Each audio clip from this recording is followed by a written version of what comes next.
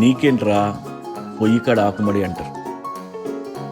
పొయ్యికాడ ఆకుమడి అంటే పొలం మధ్యలో ఇల్లు కట్టుకుంటే ఇంటి చుట్టూ పొలం ఉంటుంది, వంట చేసుకుంటూ పంట చూసుకోవచ్చు, ఏ టెన్షన్ ఉండదు. దీన్నే కంఫర్ట్ జోన్ అంటారు. చాలా బాగుంటుంది, పైగా సుఖంగా ఉంటుంది. అందరం దీన్నే కోరుకుంటాం, అచీవ్ కూడా చేస్తాం.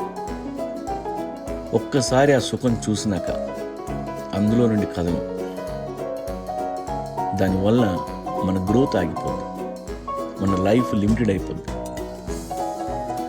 ఎక్కడికో వెళ్ళాల్సిన వాడు అక్కడే ఉంటాం.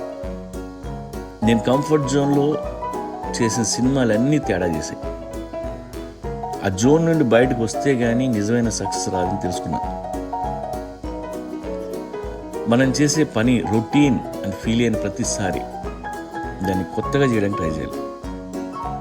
డిఫరెంట్ రూట్ తీసుకోవాలి, కొత్త ఐడియా వేయాలి, అందులో రిస్క్ ఉండాలి. రిస్క్ లేకపోతే అది కొత్త ఐడియానే కాదు. ఇక్కడ తీసుకుంటాం, ఇక్కడ అమ్మేస్తాం, ఎంత లాభం. ఇది కంఫర్ట్ జోన్. కొంపదీసి ఇది ఎవడో కొనకపోతే ఇది రిస్క్.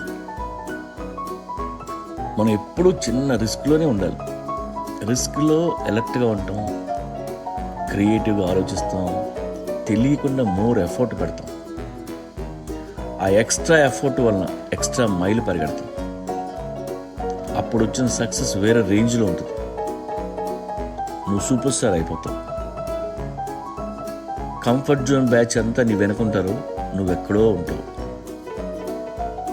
నువ్వు ఉన్న ఊళ్ళో నీ కంఫర్ట్గా ఉంటే అర్జెంటుగా ఊరు వదిలే. ఇదే పని వేరే ఊళ్ళో స్టార్ట్ చేయి. తప్పదు, నేను లాక్ అయిపోయా, అదే ఊళ్ళో ఉండాలి అనుకుంటే అట్లీస్ట్ నువ్వు చేసే పని ప్రతిసారి కొత్తగా చేయి. లైఫ్లో ఎప్పుడూ మన కింద మెత్తటి కుషన్ ఉండకూడదు, యాస్ కింద ఫైర్ ఉండాలి.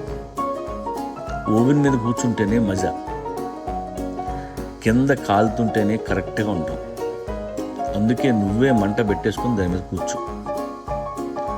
అన్నీ గ్రాంటెడ్గా తీసుకోవద్దు, రొటీన్ తీసి పక్కన పెట్టి భయం వైపు అడుగులు వేయి.